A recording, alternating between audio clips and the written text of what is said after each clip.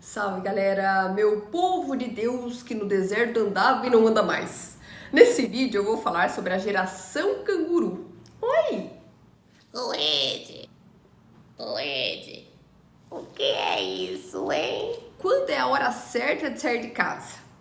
E por que muita gente não sai ou por que muita gente sai e volta? Será que o bom filho a casa torna ou a volta representa outras reviravoltas que a vida deu depois que os pais já se recuperaram do luto da síndrome do ninho vazio? Mesmo o filho dando ar da graça de vez em quando para saber se está tudo bem, para se entrelaçar num abraço ou para afilar as marmitas. Porque vamos e convenhamos, comida de mãe é sempre melhor, porque não tem nada a ver com o tempero. Tem a ver com uma erva fresca que se tempera, que se chama amor. E mesmo que alguns temperos tentem copiar, aceita que dói menos, porque simplesmente não tem como copiar tal erva. Na Europa e alguns outros países desenvolvidos, é bastante comum os filhos saírem cedo de casa, da casa dos pais, alçarem voo forçando que a maturidade ocorra mais cedo, tendo que fazer morada de novo lar do jovem calouro. Lógico que quando comparamos economia de primeiro e de segundo mundo, nem sempre é possível nos países subdesenvolvidos, considerando que os filhos saírem por questões bastante óbvias. Às vezes o salário não supre despesas que possibilitam deixar o lar dos pais e tocar a vida lá fora. Às vezes até dá para sair, mas tem que renunciar a algo, porque não dá para fazer as duas coisas. Sair, investir em estudos e ser independente ao mesmo tempo. Às vezes dá, mas cada caso é um caso e isso é bem particular. Após a pandemia, o lance de ir embora da casa dos pais ganhou uma nova roupagem, pois era a vida de todo mundo que estava em risco e em jogo. E os filhos que moravam com os pais por trabalharem fora antes de entrar no home office, ao sair na rua, estavam se expondo, mas podendo trazer ainda o vírus para dentro de casa e ameaçando os mais velhos. Isso fez com que muita gente buscasse meios temporários de lar, até que todo mundo estivesse seguro para voltar definitivamente para a casa dos pais. Digo aqui no caso daqueles que moravam com os pais. No entanto, o fenômeno Tang lá fora, ou canguru aqui, é um fenômeno social sobre a demora de sair da casa da família. Esse assunto passou a ser muito mais abordado e refletido lá fora quando foi lançado o filme Tanguy de Etienne Châtelier. Nesse filme, um dos personagens estava vivenciando esse fenômeno. Diversas são as causas desse acontecimento, como onde a pessoa mora, quantos membros tem na família, qual a situação econômica, a religião ou tradição familiar. No Canadá, depois da Segunda Guerra Mundial, aconteceu um boom na economia, afetando a população na época.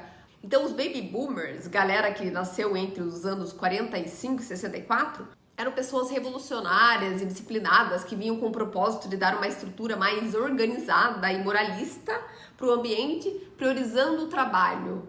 Esse povo aí monopolizou o mercado de trabalho e eram muitos, com esse padrão mencionado antes. Os filhos desses baby boomers tinham dificuldade de acesso ao mercado, tendo então que ter ensino superior para ser inserido nesse mercado que estava inchado. E muitos deles continuavam na casa dos pais enquanto estudavam.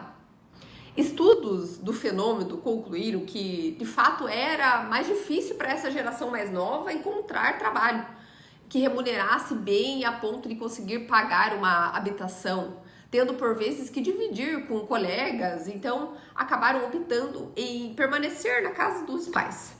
Houve muito conflito entre os mais jovens, ouvindo dos mais velhos, certa cobrança que quando tinha a idade do canguru já tinha a vida feita, fazendo com que essa geração acessasse outros demônios internos associados a fracasso por não ter muito na idade, que estão enquanto os pais da idade deles já eram homens feitos lá nos anos X. Permanecer na casa dos pais traz impactos tanto para o filho quanto para o pai. No caso dos filhos, muitas vezes são desaprovados no mercado de trabalho por recrutadores por ainda morarem com os pais. Da parte dos pais, muitos se sentem constrangidos com a situação, fazendo com que o fenômeno afete famílias que têm até rendimentos altos. Muitas vezes os pais não recusam a situação e os filhos, pelo conforto, permanecem lá. Há também o oposto, filhos que auxiliam na soma da renda familiar para suprir despesas, principalmente em países subdesenvolvidos, e por essa razão optam por ficar com os pais que tem renda muito baixa e auxiliam de outras formas também, né? Fora a parte financeira. No Japão, por exemplo, esse fenômeno é visto como um solteiro parasita, que diz respeito a esses adultos que ficam na casa dos pais parasitando, literalmente. Pesado, né, bicho?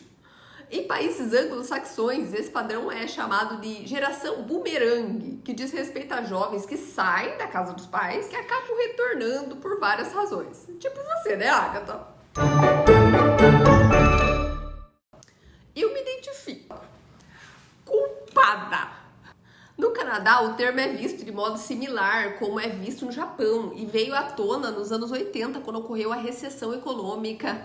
Outro ponto que também é visto é o casamento sendo adiado e os estudos sendo prolongados. Os jovens, então, ficam por um período maior, pois a casa dos pais proporciona mais segurança, tanto no quesito físico como no quesito financeiro. Muitos filhos não pretendem ficar na casa dos pais por muito tempo, mas há os filhos que não saem também por escolha de ficar na casa dos pais por tempo indeterminado. Cada caso é um caso. Aqui no Brasil, o IBGE soltou uma estatística em 2016 sobre essa pauta, apontando que 1 a cada 4 pessoas entre seus 25 e 34 moram com os pais. Mais de 60% do sexo masculino estão concentradas em maior número no Sudeste, por ter um custo de vida maior. Normalmente, a geração canguru tende a ser mais escolarizada do que quem saiu da casa dos pais em busca de independência, pois ocorre uma comodidade para que possam dar continuidade nos estudos, né? No caso, quem ficou. A pesquisa também analisou a questão psicológica no quesito dependência, que é via de mão dupla, tanto dos pais quanto dos filhos, como os filhos para os pais, associado ao padrão de vida que o indivíduo tem dentro da casa dos pais.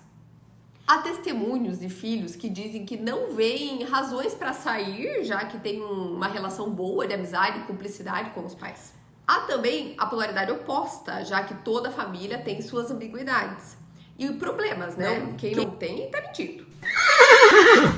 Aos filhos que optam por ficar por razões emocionais em relação à consciência sobre o que a falta pode causar, a conhecida síndrome do ninho vazio, e acabam unindo o útil ao agradável. Fora os filhos que voltam por contratempos como perdas familiares, para que haja um apoio mútuo, independente do tipo de relação que tem com os membros da família. A ideia é cooperar e se ajudar no luto e na dor.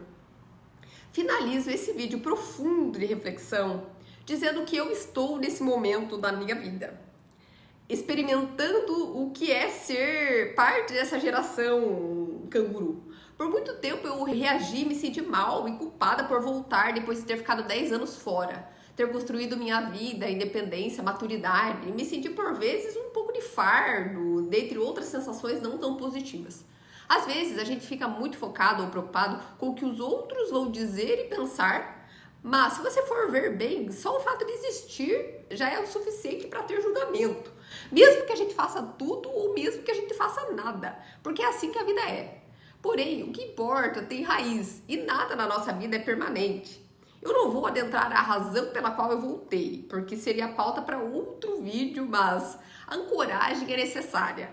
Lembrar de onde viemos é necessário. Apoiar mesmo aqueles que não se conectam conosco em alguns aspectos ou níveis é demonstrar gentileza e compaixão, mesmo a gente sabendo que temos uma infinidade de imperfeições. O fato de eu ter voltado não me faz menor ou fracassada ou inútil. Fracasso? O que é isso? Não conheço essa palavra. Não sei o que significa. Tampouco inútil ou fardo, porque eu sei que nada é permanente e a certeza está no agora e tudo tem seu propósito. Obrigada por me acompanhar em mais um vídeo e um abraço forte. Tchau!